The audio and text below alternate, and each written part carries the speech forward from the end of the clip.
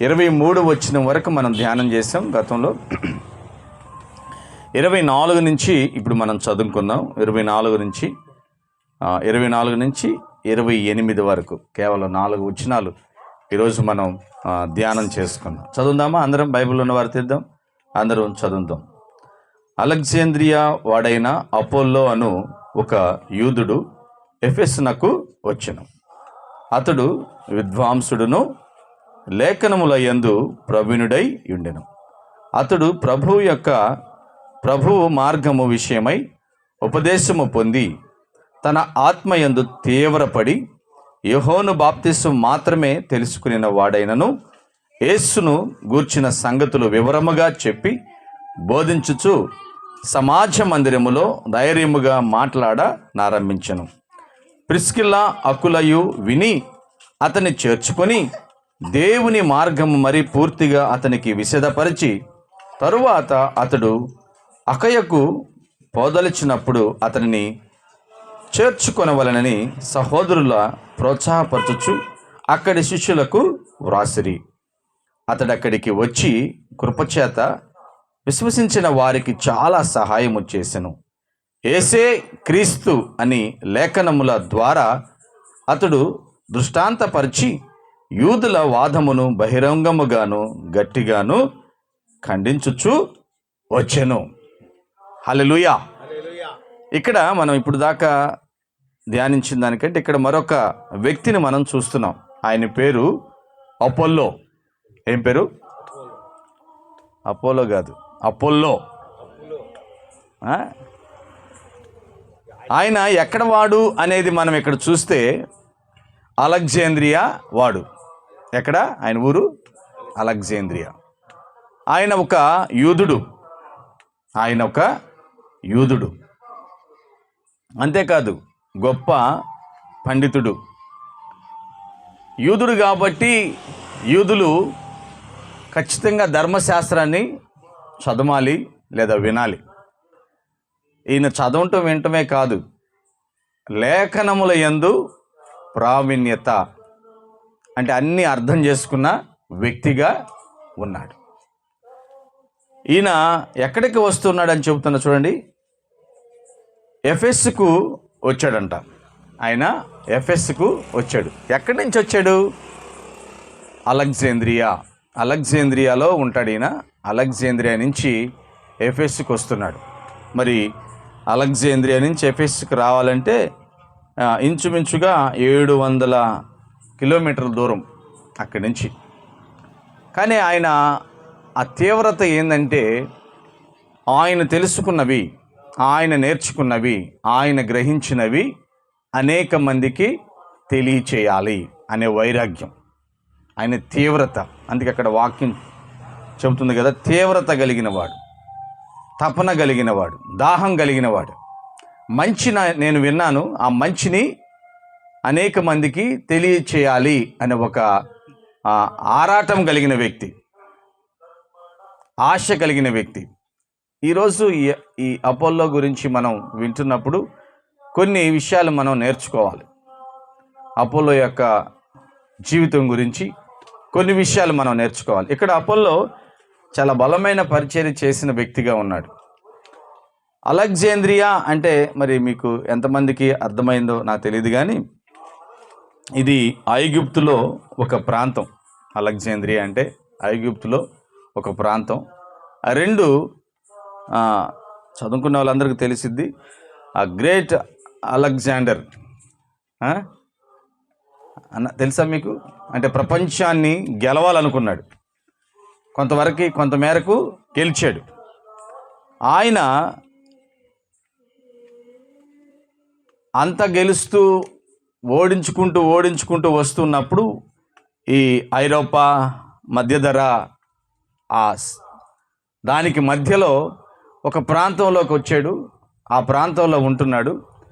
ఆ ప్రాంతానికి ఆయన పేరు పెట్టుకున్నాడు, అలెగ్జాంద్రియా అనే ప్రాంతం. అంటే ఆ పేరుతో ఆ ప్రాంతం పిలువబడుతుంది. అంతేకాకుండా ఆ ప్రాంతంలో ఒక గొప్ప విద్య, అప్పట్లోనే చాలా విద్యకు ప్రావీణ్యత కలిగిన ప్రాంతం అది. ఇంచుమించు ఆ సమయంలోనే ఎప్పుడు అలెగ్జాంద్రియా సమయం అంటే క్రీస్తు పూర్వం 320 ఆ ప్రాంతంలో క్రీస్తు పూర్వం జరిగిన సంఘటనలు ఇవి. అప్పట్లోనే ఒక లైబ్రరీ అంటే గ్రంథాలయం ఉండేది అక్కడ. ఆ గ్రంథాలయంలో కొన్ని లక్షల పుస్తకాలు ఉన్నాయి. గ్రీకులో కొన్ని లక్షల బుక్స్ ఉన్నాయి. ఆ లక్షల బుక్స్ మరి చదవాలంటే పాండిత్యం నేర్చుకోవాలి, అందరూ చదువుకోవాలి. ఆ రీతిగా ఆ ప్రాంతంలో చదువుకున్న వాళ్ళు ఎక్కువ మంది. ఆ చదువుకున్న వాళ్ళు పండితులు. ఆ పండితులో ఒకడైన వాడు అపోల్లో. దేవునికే మహిమ కలుగును గాక. ఓ మంచి పండితుడు. లేఖనాలు అంటే అతను యూదుడు కాబట్టి ఆ యూదుల యొక్క ధర్మశాస్త్ర లేఖనాల్లో అన్నీ గ్రహించినవాడు, అర్థం చేసుకున్నవాడు. సహజంగా మనలో ఒక ఉంటుంది, ఏదన్నా ఒకటి తెలిస్తే అది ఎవరికో ఒకరికి చెప్పేంత వరకు ఏం తగ్గదంట. చక్కగా చెప్పారు, కడుపుబ్బరం తగ్గదు. కానీ అది మంచిది అయితే బాగుంటుంది. దేవుని స్తోత్రం. కొంతమంది అగ్గిపుల్లలు పెడితేనే కడుపుబ్బరం కలిగి ఉంటారు.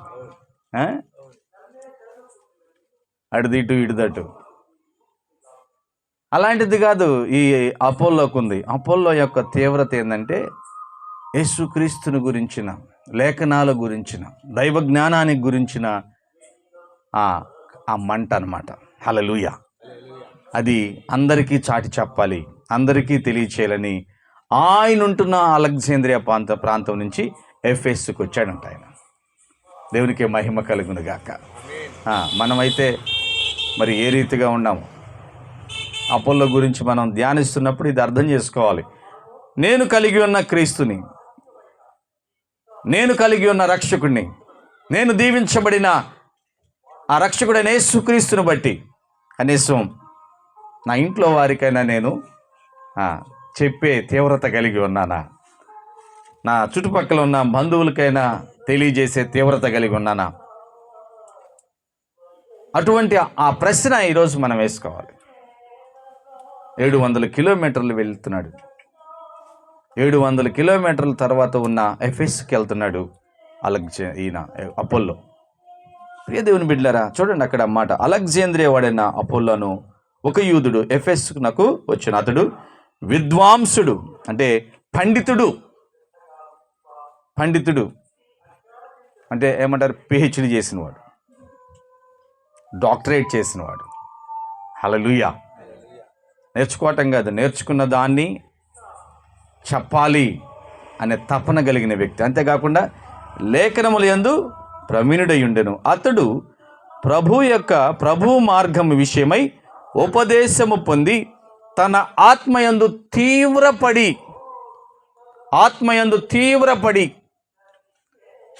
ఎవరి గురించి ఉపదేశం పొందాడు? ప్రభు యొక్క విషయమై దేవుని గురించిన ఉపదేశాన్ని విన్నాడు, పొందాడు, దాన్ని తీసుకుని ఆ విషయంలో ఎలా ఉన్నాడంట? ఆత్మలో తీవ్రత, పరిశుద్ధ ఆత్మలో తీవ్రత కానీ ఇతనిలో ఏముందో చూడండి. ఒకటి తక్కువగా ఉంది. ఏంటంటే యోహోను బాప్తిస్మం మాత్రమే తెలుసుకునిన వాడైనను. యోహోను యొక్క బాప్తిస్మం మాత్రమే తెలుసుకున్నాడు.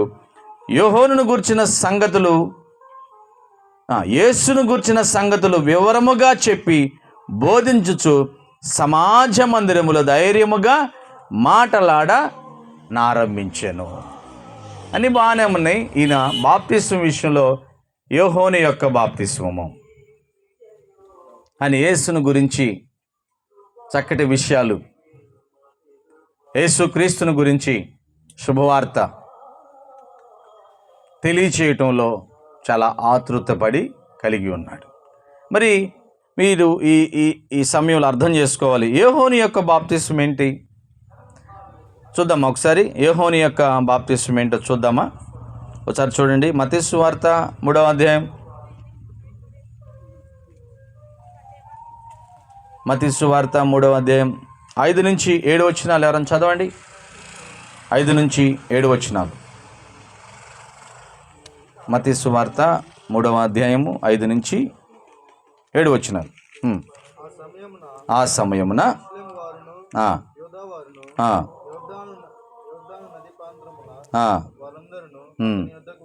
వచ్చి తన పాపములను ఒప్పుకొనుచు యోర్దాను నదిలో అతని చేత ఏం చేస్తున్నారు? బాప్తిస్మము. అంటే ఇక్కడ బాప్తిస్మం అంటే యోహోను యొక్క ప్రకటించిన బాప్తిస్మం ఏంటంటే పాపములను ఒప్పుకోవటం, పాపములను ఒప్పుకోవటం. తర్వాత అతడు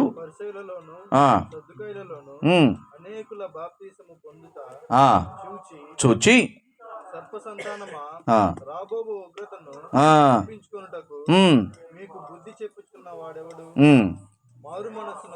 మారు మనస్సు అంటే ఈయన ఏం చెప్పాడంటే పాపాలు ఒప్పుకుని మారు మనస్సు పొందటం, పాపాలు ఒప్పుకోవటం, మారు మనస్సు పొందటం అంటే యోహోను యొక్క బాప్తిస్మం అది. మరి యేసుక్రీస్తులో బాప్తిస్మం అంటే ఏంది? చూడండి, అపోస్తల కార్యములు 2వ అధ్యాయం 39. అపోస్తల కార్యములు 2వ అధ్యాయం 39 వచనం చూడండి, చదవండి ఒకసారి. ఈ వాగ్దానము మీకును మీ పిల్లలకును అనగా ప్రభువైన మన దేవుడు. చూడండి 38లో ఉంటుంది, మీరు మారు మనస్సు పొంది పాప క్షమాపణ నిమిత్తము ప్రతివాడు యేసుక్రీస్తు నామమున బాప్తిస్మం పొందుడి, అప్పుడు పరిశుద్ధాత్మ అను వరము మీరు పొందుదురు. హల్లెలూయా. ఇది యేసుక్రీస్తులో బాప్తిస్మం. అంటే చాలామంది యోహోను యొక్క బాప్తిస్మం పాపాలు ఒప్పుకోవటం, ఉగ్రత వస్తుంది, ఆ ఉగ్రత నుంచి తప్పించబడటానికి అంతవరకు నేర్చుకున్నారు. ఇంకా అంతకంటే వివరణ లేదు. నా వెనక వచ్చువాడు అని చెప్పాడు కానీ యోహోను వారిని గ్రహించిన వారు లేరు. అంటే అంతవరకే అర్థం చేసుకున్నవాడు అపోల్లో. కానీ యేసుక్రీస్తుని గురించి చాలా విషయాలను తెలుసుకున్నాడు, ఉపదేశాన్ని పొందాడు. ఆ ఉపదేశము ద్వారా ఆత్మయందు తీవ్రత కలిగి శుభవార్తను తెలియజేయటానికి ఎఫెస్కి వచ్చాడు. హల్లెలూయా. అందరం చెప్దాం హల్లెలూయా. మరి క్రీస్తులో బాప్తిస్మం అంటే ఇంకొద్దిగా వివరణ మీకు నేను తెలియజేయడానికి ఇష్టపడుతున్నాను. రోమిలకు రాసిన పత్రిక చదువుదాం ఒకసారి. 6వ అధ్యాయం 3-4 వచనాలు ఒకసారి చదవండి అమ్మా. 3-4 వచనాలు. ఎవరిలోనికి బాప్తిస్మం అంటే? క్రీస్తు యేసులోనికి బాప్తిస్మం పొందిన మనందరము ఆయన మరణములోనికి బాప్తిస్మము పొందితమని మీరెరుగరా? కాబట్టి తండ్రి మహిమ వలన క్రీస్తు మృతుల నుండి ఎలాగూ లేపబడినో అలాగే మనమును నూతన జీవము పొందిన వారమై నడుచుకున్నట్లు మనము బాప్తిస్మం వలన మరణములో పాలు పొందుటకై ఆయనతో కూడా పాతి పెట్టబడితిమి. హల్లెలూయా. అంటే పాత రోత జీవితం చనిపోయింది, యేసుక్రీస్తు పునరుద్ధానముతో నూతన జీవితం బ్రతికింది. హల్లెలూయా. అంటే ఈ విషయం అపోల్లోకి తెలీదు, యోహోను బాప్తిస్మం మాత్రమే అపోల్లోకి తెలుసు. కానీ దేవుని ఆత్మ తీవ్రత కలిగిన వాడు, ఉపదేశాన్ని పొందుకున్నవాడు, మంచి జ్ఞానవంతుడు, పండితుడు, లేఖనాలలో ప్రావీణ్యత కలిగిన వాడు, సువార్త కొరకు 100 కిలోమీటర్లు వెళ్ళి శుభవార్తను తెలియజేస్తున్నవాడు. ఆమేన్. హల్లెలూయా. చూడండి అక్కడ 25వ వచనం, అతడు ప్రభువు మార్గం విషయమై ఉపదేశం పొంది తన ఆత్మయందు తీవ్రపడి యోహోను బాప్తిస్మం మాత్రమే తెలుసుకున్న వాడైనను యేసును గూర్చిన సంగతులు వివరముగా చెప్పి బోధించుచు సమాజ మందిరములో ధైర్యముగా మాట్లాడటానికి ప్రారంభించాడంట.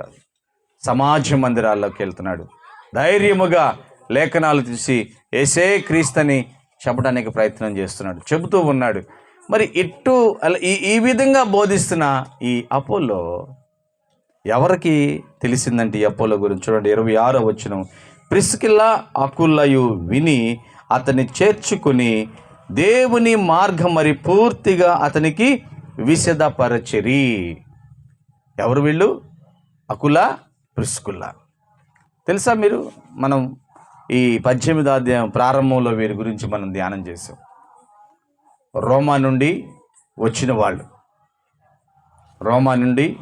వారు. వీరు డేరాలు కుట్టే పని చేస్తారు.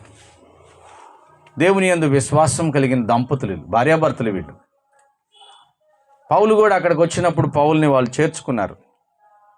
ఎందుకంటే పౌలు కూడా డేరాలు కుట్టే పని చేస్తాడు. అందరూ కలిసి పని చేసుకునేవాళ్ళు. సమాజ మందిరంలోకి వెళ్ళి యేసుక్రీస్తును ఆరాధించేవాళ్ళు. పౌలు యేసుక్రీస్తు గురించి లేఖనాలను ఎత్తి చూపిస్తూ దేవుని వాక్యాన్ని బోధించేవాడు. అలాగా వాళ్ళ పరిచర్య కొనసాగుతున్నప్పుడు వీళ్ళని ఏమనాలంటే ఒక మంచి పరిచర్య చేసే వ్యక్తులుగా మనం చెప్పొచ్చు. ఒక చక్కటి ఆతిథ్యం ఇచ్చే వ్యక్తులు అన్నమాట అకుల, ప్రిస్కిల్లా. ఎంత ఆతిథ్యం అంటే, మేబీ మనం ఎవరినైనా ఒకరిని ఆహ్వానిస్తే 1 రోజు 2 రోజులు, అంతేనా చెప్పండి, అంతేనా కాదా? కొత్తగా పెళ్ళైన వాళ్ళు కూడా ఎన్ని రోజులు చూస్తారు అత్తమామ? 10 రోజులు చూస్తారు. తర్వాత ఫస్ట్ గారే, తర్వాత రత్నబాబు చెప్పు, ఫస్ట్ గారే, తర్వాత ఏంది? పరిస్థితులు మారుతాయి కదా. ఇక దేని మీద దాని మీద వంక పెట్టి ఎప్పుడు వెళ్ళడా? ఎప్పుడు మా ఇంట్లోనే పడి ఉంటాడా? పని చేసుకోవటం ఉండదా అనుకుంటాం కదా. నిజం. అకుల, ప్రిస్కిల్లా అపోస్తలుడైన పౌలుని 18 నెలలు వారితోనే ఉంచుకుని పరిచర్య కొనసాగించిన వాళ్ళు. హల్లెలూయా. సంవత్సరం మీద 6 నెలలు, సంవత్సరమున్నర పౌలుని వారితో పాటు వారింట్లోనే సేవ చేశారు. అలాగ పౌలుని వారితో పాటు ఆ గృహంలో ఆతిథ్యం ఇచ్చినందుకు వీళ్ళు పొందిన గొప్ప బహుమానం ఏం తెలుసా? లేఖనములో వీళ్ళు కూడా ప్రావీణ్యతను పొందుకున్నారు. హల్లెలూయా. దేవుని వాక్యం విషయంలో బహుబలముగా ఉన్నారు. కాబట్టి ఈ యోహోను యొక్క బాప్తిస్మే తెలుసుకుని సరిగా ఇంకా దేవుని ప్రకటించడంలో ఇంకా చక్కటి వివరణ లేకుండా ఉన్న అపోల్లోని చూసినప్పుడు వాళ్ళకి ఒక చక్కటి ఆసక్తి కలిగింది. ఆయన దగ్గరికి వెళ్ళి, సహోదరుడా రా మా ఇంటికి అని చెప్పి ఆహ్వానించి వారింటికి తీసుకెళ్ళి ఇంకా దేవుని వాక్యాన్ని నేర్పించారంట వాళ్ళకి. హల్లెలూయా. ఆ కుర్రవాడికి ఏం చేశారు? ఇంకా దేవుని వాక్యాన్ని నేర్పించారు. భార్యాభర్తలు కలిసి ఇంకా లేఖనాల్లో ఉన్న వాక్యాన్ని, యేసుక్రీస్తు యొక్క గొప్పతనాన్ని ఇంకా వివరంగా చెప్పారు. చూడండి అక్కడ వచ్చిన అంత చక్కగా ఉందో. ప్రిస్కిల్లా అకులయు విని అతన్ని చేర్చుకుని దేవుని మార్గం మరి పూర్తిగా అతనికి విశదపరిచారు. పూర్తిగా అంటే ఇక్కడ దేవుని వాక్యం పూర్తిగా అతనికి చెప్పాలంటే ముందు ఎవరు నేర్చుకోవాలి? ఎలా నేర్చుకున్నారు వాళ్ళు? ఏదో ఉంది, మా ఇంటికి కొత్త మీరే తీసుకురండి, చెప్పండి. అది కూడా రెండు పక్కల మాకే కావాలనుకుంటారు. కొన్ని నేర్చుకోవాలంటే కొంత ఖర్చు కావాలి. హల్లెలూయా. అతను బాబు అంతేనా? షేబా దేశపు రాణి యాడ్ నుంచి ఎక్కడికి వచ్చింది? బుద్ధిగంతముల నుంచి సొలొమోను యొక్క జ్ఞానాన్ని నేర్చుకోవడానికి వచ్చిందంట. ఎంత ఖర్చు పెట్టి వచ్చిందో. వీళ్ళు ఖర్చు పెట్టడం కాదు కానీ ప్రేమ చూపించారు. పౌలుకి ప్రేమ చూపించారు, ఆతిథ్యం ఇచ్చారు. పౌలు దగ్గర ఉన్న దేవుని జ్ఞానాన్ని నేర్చుకున్నారు. ఆ జ్ఞానాన్ని వీళ్ళే ఉంచుకున్నారా? లేదు, ఇప్పుడు అపోల్లోకి విశదపరుస్తూ ఉన్నారు. హల్లెలూయా. ప్రియ దేవుని బిడ్డలారా, మనం నేర్చుకోవాలి. కుటుంబాలుగా సమయం ఉన్నప్పుడు అనవసరమైన విషయాలు ధ్యానించకుండా దేవుని వాక్యంలో ఉన్న విషయాలు మనం నేర్చుకోవాలి. దేవుని వాక్యంలో ఉన్న మర్మాలు మనం నేర్చుకోవాలి. ఆ సత్యం, ఆ మాటలు ఎందుకు అక్కడ రాయబడినాయో మనం నేర్చుకోవాలి. నేర్చుకున్న దాన్ని మనం పూర్తిగా నేర్చుకుని మరొక వ్యక్తులకు మనం తెలియచేయచ్చు. వారిని ఇంకా చక్కటి మార్గంలోకి మనం నడిపించవచ్చు. హల్లెలూయా. చూడండి, వీళ్ళిద్దరూ భార్యాభర్తలు అపోల్లోకి చక్కగా నేర్పించారంట, విశుద్ధపరిచారంట. తరువాత అతడు అక్కయ్యకు పోదలిచినప్పుడు అతనిని చేర్చుకొనవలెనని సహోదరులు ప్రోత్సాహపరచచ్చు అక్కడి శిష్యులకు వ్రాసిరి. అతడు అక్కడికి వచ్చి కృపచేత విశ్వసించిన వారికి చాలా సహాయము చేశాను. ఇంకా అక్కడి నుంచి నేర్చుకున్నాడు. చాలా కాలం వారితో ఉన్నాడు. చాలా కాలం వారితో ఉండి దేవుని వాక్యం గురించి, యేసుక్రీస్తు గొప్పతనం గురించి ఇంకా నేర్చుకున్నాడు. నేర్చుకున్న తర్వాత, అయ్యా నేను అక్కయ్యకి వెళ్తానంటే, ఓకే మంచిది, నిన్ను పంపిస్తాం. అక్కయ్యలో మన సహోదరులు ఉన్నారు, అక్కయ్యలో మన శిష్యులు, యేసుక్రీస్తు యొక్క శిష్యులు ఉన్నారు, వాళ్ళకి మేము లెటర్ రాస్తాం, నిన్ను వాళ్ళు బాగా చూసుకుంటారు, నువ్వు దేవుని మార్గాన్ని ఇంకా తెలియచేయడానికి వాళ్ళు ప్రోత్సహిస్తారు నిన్ను. దేవుని బిడ్డలారా కదా, నిజంగా దేవుని వాక్యాన్ని నేర్చుకునే మనస్తత్వం సంఘములో ఉన్నప్పుడు, ఆ ఆశను ఉన్నప్పుడు సంఘం అటు వారిని ప్రోత్సహించి, వారు వెళతానంటే ప్రోత్సహించి పంపించి సేవకు కావలసిన సహకారాన్ని అందించాలి, అందించే విధంగా ఉండాలి. హల్లెలూయా. కానీ వీళ్ళు అందించిందాకుంటా ముందు నా టీం ఎంత ఉన్నారో చూసుకుంటున్నారు. నా బ్యాచ్ ఎంత, నా మాట వినేవాళ్ళు ఎంతమంది. అపోల్లో గురించి, పౌలు గురించి కొరింథీలో రాయబడి ఉంటుంది. కొంతమంది అంటారంట అపోల్లో వాడిని నేను అంటారంట, కొంతమంది అంటారంట నేను పౌలు వాడిని అంటారంట. మా టీం లీడర్ ఎవరు? అపోల్లో అంటారు. మా టీం లీడర్ పౌలు అని అంటారంట.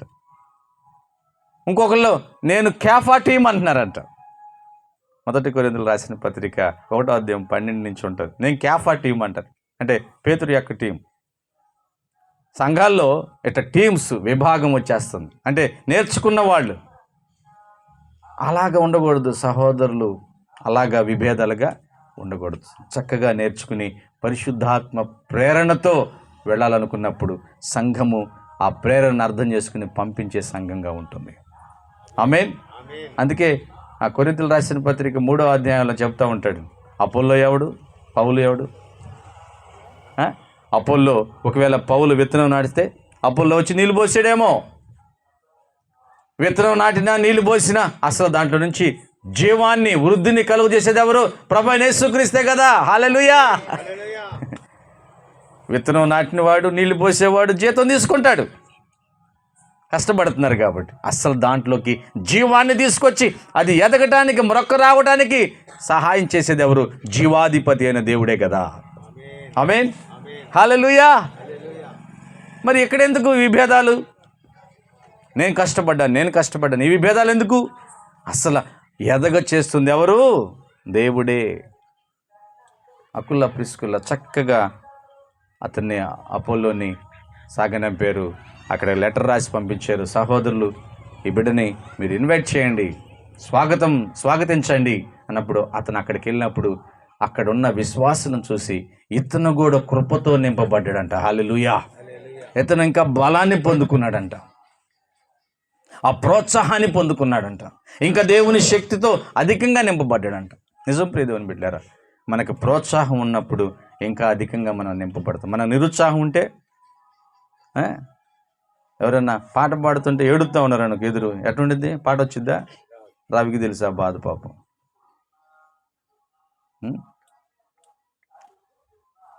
చాలాసార్లు పడ్డా ఉంటారు. ఇక్కడ ఉన్న ఆరాధన చేసే వాళ్ళు కొంతమందికి ఆ పరిస్థితి, వాళ్ళే పాడుకుంటారులే, మాకేం పని. గ్రూపుల్లో పాటలు పెట్టినా నేర్చుకోవడానికి కాదంట, చూడటానికి ఏమో. మరి గ్రూపుల్లో ముందుగానే పాటలు పెట్టేది దేనికి? కనీసం నేర్చుకుంటారని. మనకు కాదుగా. ప్రోత్సాహం ఉండాలండి. వాక్యం చెబుతుంది, మీరు ఒకరినొకరు పురుకొల్పుకోండి. హల్లెలూయా. పురుకొల్పుకోండి, ఒకరినొకరు పురుకొల్పుకోవాలి. ప్రతిదానికి మనం నిరుత్సాహం తెచ్చుకోకూడదు.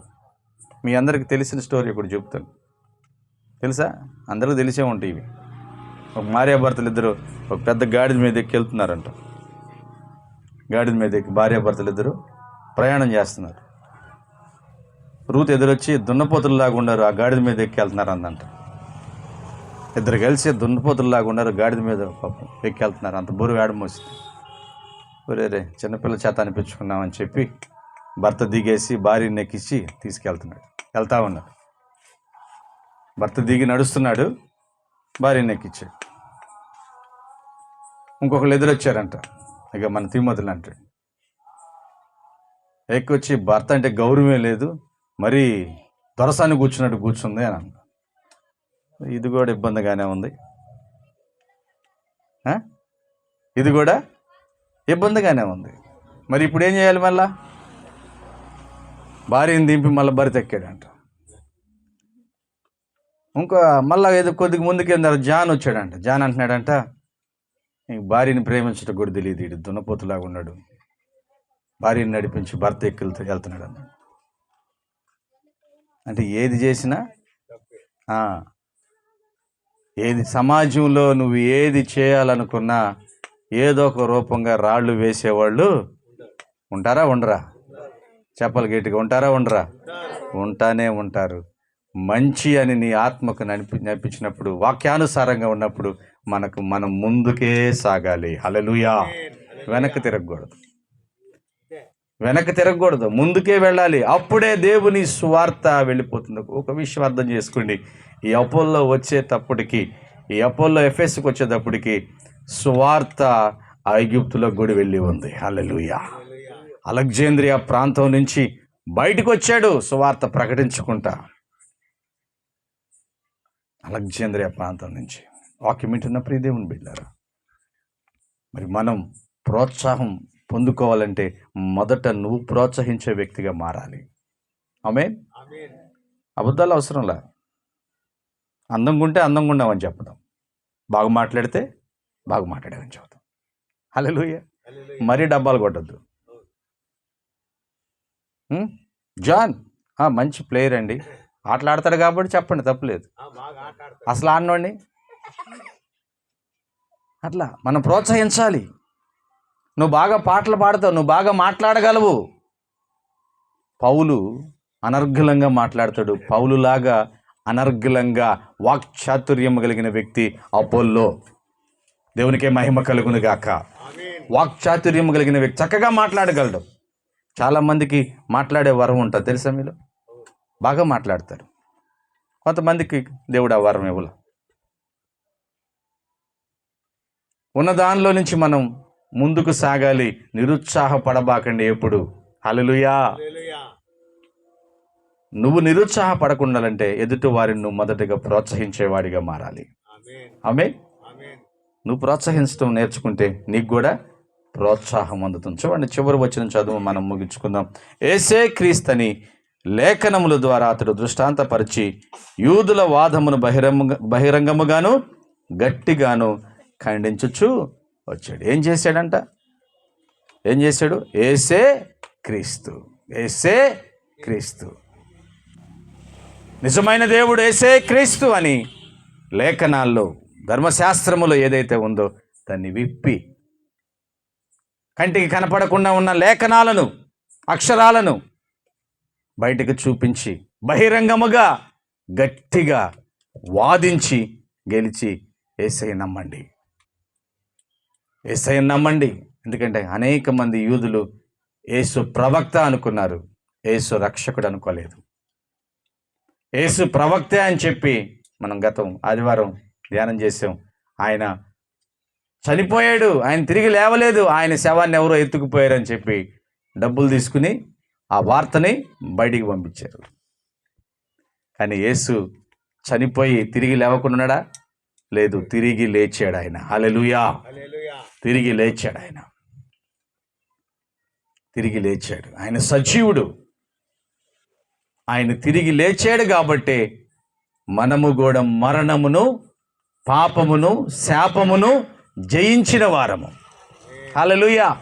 పాత రోత జీవితం నుంచి విడుదల పొందిన వారం. ఈరోజు మనం సమాజంలో చూస్తున్నాం, భయంకరమైన వ్యభిచారులు మారారు. హల్లెలూయా. త్రాగుబోతులు మారారు, జోదగాళ్ళు మారారు, అనేక మంది రౌడీలు మారారు. దేనివల్ల? యేసు క్రీస్తు శిలువ మరణము ద్వారా, హల్లెలూయా, పునరుద్ధాన శక్తి ద్వారా ఆ పాత రోత జీవితాన్ని స్వస్తి చెప్పి నూతన జీవితంలోకి వచ్చారు. దీనికి రూఢి ఏంది? ప్రభువైన యేసుక్రీస్తు శిలువలో మరణించాడు, పాతిపెట్టబడ్డాడు, 3వ దినం మృత్యుంజయుడిగా తిరిగి లేచాడు. హల్లెలూయా. ఈ విషయాన్ని లేఖనంలో నుంచి బయటకు తీసుకొచ్చి కనబడని దృశ్యాలను, కనబడని వాక్యాన్ని చూపించి యేసుక్రీస్తుని అంగీకరించండి, యేసుక్రీస్తుని అంగీకరించండి తెలియజేశాడు. ప్రియా దేవుని బిడ్డలారా, నీవు నేను కూడా అపోలోలాగా మారాలి. ఆమేన్. లేఖనములు నేర్చుకోవాలి, ఆత్మయందు తీవ్రత కలిగి ఉండాలి. మనం ఉన్న చాటే కాదు, ముందుకు సాగాలి, ముందుకు సాగాలి. ముందుకు సాగుతుంది అబ్బో అని అంటారు, నో ప్రాబ్లం, హల్లెలూయా, నో ప్రాబ్లం.